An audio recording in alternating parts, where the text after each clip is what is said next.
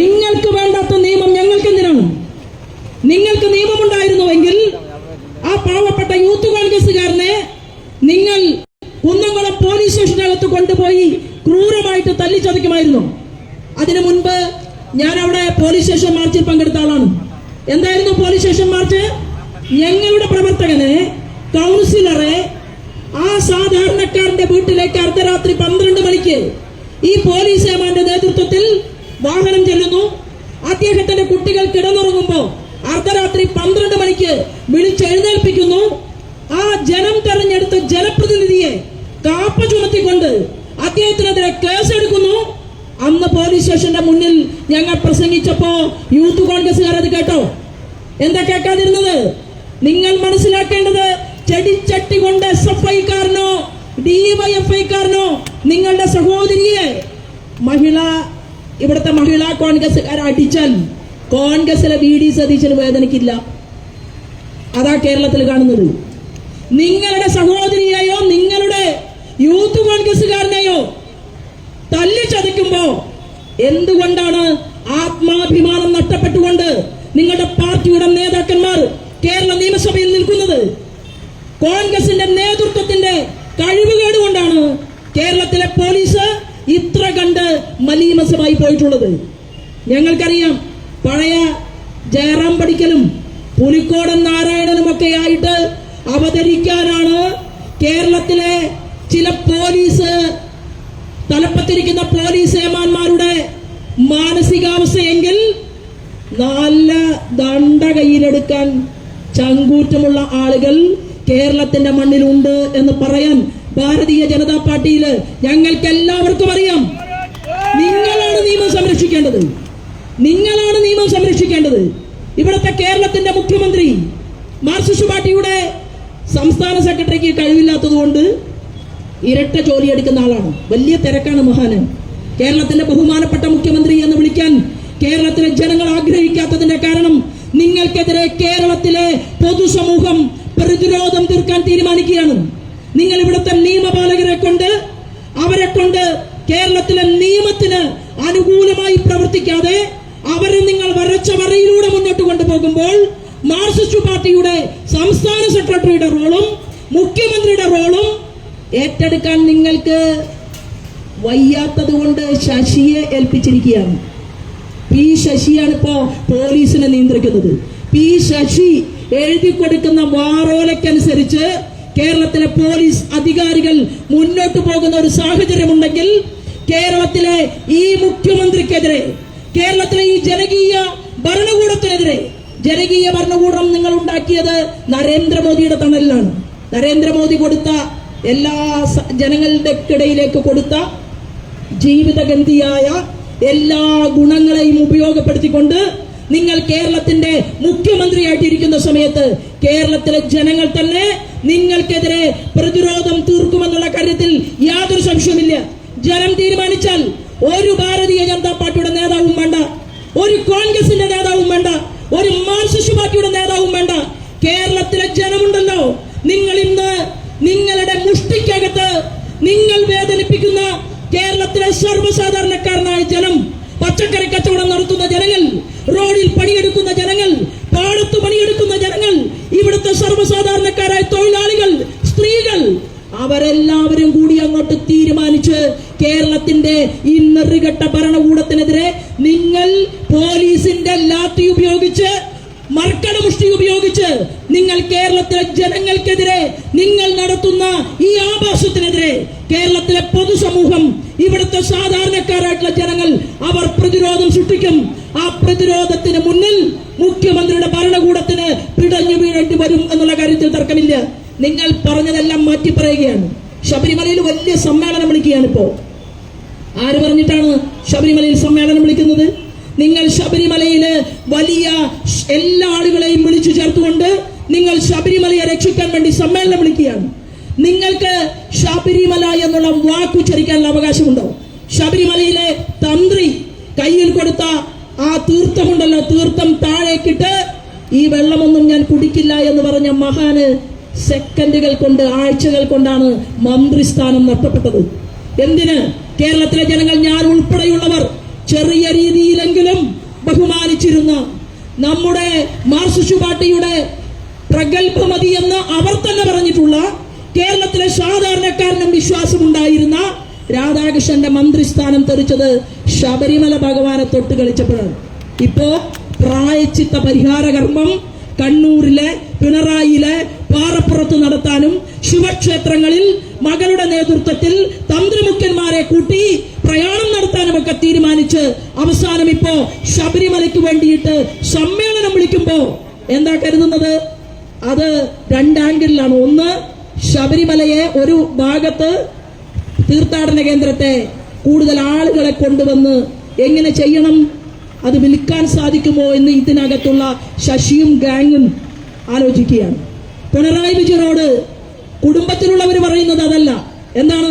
ഇനിയെങ്കിലും നല്ല രീതിയിൽ കുടുംബം ഒന്ന് മുന്നോട്ട് പോകണമെങ്കിൽ ഇവിടത്തെ ജ്യോതിഷ പണ്ഡിതന്മാർ പറഞ്ഞതുപോലെ പ്രായശ്ചിത്ത കർമ്മം ചെയ്യണമെന്ന് ഒരു ഭാഗത്ത് പറയുകയാണ്.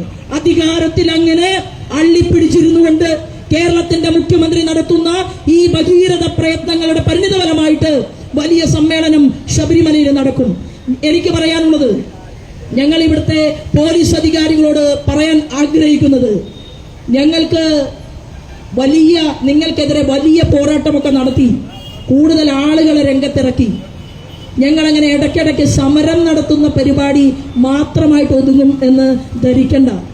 എന്താണെന്നറിയുമോ? ഞങ്ങളുടെ കയ്യിൽ പുസ്തകമുണ്ട്, ഞങ്ങളുടെ കയ്യിലും പേനയുണ്ട്. നിങ്ങളിൽ പലരുടെയും ജീവചരിത്രം എഴുതി സൂക്ഷിക്കാൻ ഇവിടുത്തെ ഭാരതീയ ജനതാ പാർട്ടിക്ക് ശക്തിയുണ്ട്, കഴിവുണ്ട്. സേനയ്ക്കകത്ത് 10,000-ലധികം വരുന്ന റിക്രൂട്ട്മെന്റുകൾ നടന്നു. നമ്മളാരും വലിയ രീതിയിൽ അറിഞ്ഞില്ല. ആ 10,000-ലധികം വരുന്ന റിക്രൂട്ട്മെന്റുകളിൽ ആകെ 60,000 പേരല്ലേ ഉള്ളൂ കേരള പോലീസിൽ. 60,000 പേരുള്ള കേരള പോലീസിന് 3.5 കോടി ജനങ്ങളെ നിയന്ത്രിക്കാൻ സാധിക്കുന്നത് എന്തുകൊണ്ടാണ്? ഞാൻ ഇങ്ങനെ നോക്കുകയായിരുന്നു, എന്താണ് കേരള പോലീസിനെ കുറിച്ചുള്ള അവർക്കുള്ള വിജയമന്ത്രം. എന്താ എഴുതി വെച്ചിരിക്കുന്നത്? അതിങ്ങനെയാണ്: മൃദുഭാവേ ധൃതകൃത്യേ. ഇതാണ് പോലീസിന്റെ മുദ്രാവാക്യം. അതായത് മൃദു സ്വഭാവം, ഉറച്ച പ്രവർത്തനം. അതാണ് പോലീസിന്റെ മുദ്രാവാക്യം. നമ്മുടെ നാട്ടിൽ, നമ്മുടെ രാജ്യത്ത് ഓരോരുത്തർക്കും ഓരോ മുദ്രാവാക്യങ്ങളുണ്ട്. ആ നീതിക്കനുസരിച്ചാണ്, ഭരണഘടനയ്ക്കനുസരിച്ചാണ് പോലീസ് അധികാരികൾ മുന്നോട്ട് പോകേണ്ടത്. മൃദുഭാവേ ധൃതകൃത്യേ. മൃദു സ്വഭാവവും ഉറച്ച പ്രവർത്തനവും ഉണ്ടാകേണ്ട കേരളത്തിലെ പോലീസ് ഇന്ന് ക്രൂര സ്വഭാവവും കൂടുതൽ അഴിമതിയുമായിട്ട് കേരളത്തിന്റെ മണ്ണിൽ മാറിയിരിക്കുകയാണ്. ഇന്ത്യയിൽ തന്നെ, നമ്മുടെ നാട്ടിൽ തന്നെ ഏറ്റവും നല്ല കഴിവും പ്രാപ്തിയുമുള്ള പോലീസ് അധികാരികളുള്ള കേരളത്തിന്റെ പോലീസ് സേനയെ ഇത്ര കണ്ട് അധപ്പതിപ്പിക്കാൻ വേണ്ടി പരിശ്രമം നടത്തിക്കൊണ്ട് മുന്നോട്ട് പോകുന്ന ഉപദേശക സമിതി ഉണ്ടല്ലോ, ആ ഉപദേശക സമിതി, കണ്ണൂർ ഉപദേശക സമിതിയെ പിരിച്ചുവിടാൻ കേരളത്തിന്റെ മുഖ്യമന്ത്രി തയ്യാറായില്ലെങ്കിൽ കേരളത്തിലെ നിയമം പരിരക്ഷിക്കേണ്ട ബാധ്യതയൊന്നും ഇവിടുത്തെ പ്രതിപക്ഷം ഏറ്റെടുത്തിട്ടില്ല എന്നുള്ള സൂചന നൽകാൻ ഈ അവസരത്തെ ഉപയോഗപ്പെടുത്തുകയാണ്. ഞങ്ങള് വേറെ ചില ജോലികളിലാണ്. ഞങ്ങളുടെ ജോലി എന്ന് പറയുന്നത് കേരളത്തിലെ ജനം വരാൻ പോകുന്ന നാളുകളിൽ ഭാരതീയ ജനതാ പാർട്ടിയുടെ പ്രാദേശിക ഭരണകൂടങ്ങളെ സൃഷ്ടിക്കാൻ അതിന്റെ ശക്തമായിട്ടുള്ള പ്രവർത്തനത്തിലാണ് ഞങ്ങൾ മുന്നോട്ട് പോകുന്നത്. എനിക്ക് എന്റെ മാധ്യമ സുഹൃത്തുക്കളോട് പറയാനുള്ളത്, നിങ്ങൾ ജാഗരൂകരായി, നിങ്ങൾ അങ്ങനെ ഏതെങ്കിലും ചില ആളുകൾക്ക് വേണ്ടി ജോലി എടുക്കേണ്ട ആളുകളല്ല. നിങ്ങൾ ജാഗരൂകരായി. എന്തുകൊണ്ട് കേരളത്തിലെ പോലീസ് സേന ഇത്ര കണ്ട് അധപ്പതിച്ചിരിക്കുന്നുവെന്ന് ഇവിടുത്തെ മാധ്യമ സുഹൃത്തുക്കൾക്ക് പരിശോധിക്കാനുള്ള സാഹചര്യം എവിടെയാണ് നഷ്ടപ്പെട്ടു പോയത്? ആർക്ക് വേണ്ടിയിട്ടാണ് ചില മാധ്യമങ്ങളെങ്കിലും കീഴടങ്ങി പോകുന്നത്?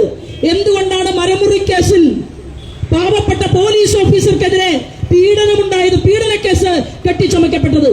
എന്തുകൊണ്ടാണ് ചില ന്യായാധിപന്മാർക്ക് പോലും കേരളത്തിന്റെ പൊതുസമൂഹത്തിന്റെ മുന്നിൽ മാധ്യമങ്ങളെ കുറിച്ച് സംസാരിക്കേണ്ടി വന്നത്? ഇത് പറഞ്ഞാൽ എന്നെ ബോയ്ക്കോട്ട് ചെയ്യും. ഞാൻ പറയുന്ന വാക്കുകൾ അത് കേരളത്തിലെ പൊതുസമൂഹത്തിന്റെ മുന്നിൽ കേൾപ്പിക്കണ്ട എന്ന് തീരുമാനിക്കും.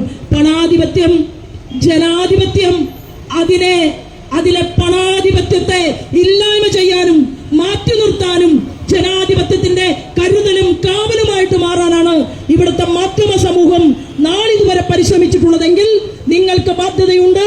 CCTV ദൃശ്യങ്ങൾ അത് പോലീസ് വകുപ്പിൽ എല്ലാ മുറികളിലും വെക്കണം എന്ന് ഞങ്ങൾ BJP ആവശ്യപ്പെടുകയാണ്.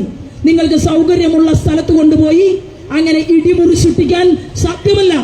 10,000-ഓളം വരുന്ന പോലീസ് അധികാരികളെ നിങ്ങൾ സെലക്ട് ചെയ്തപ്പോ അതിൽ SFIയുടെ ക്രിമിനലുകളുണ്ട്, DYFIക്കാർ ക്രിമിനലുകളുണ്ട്.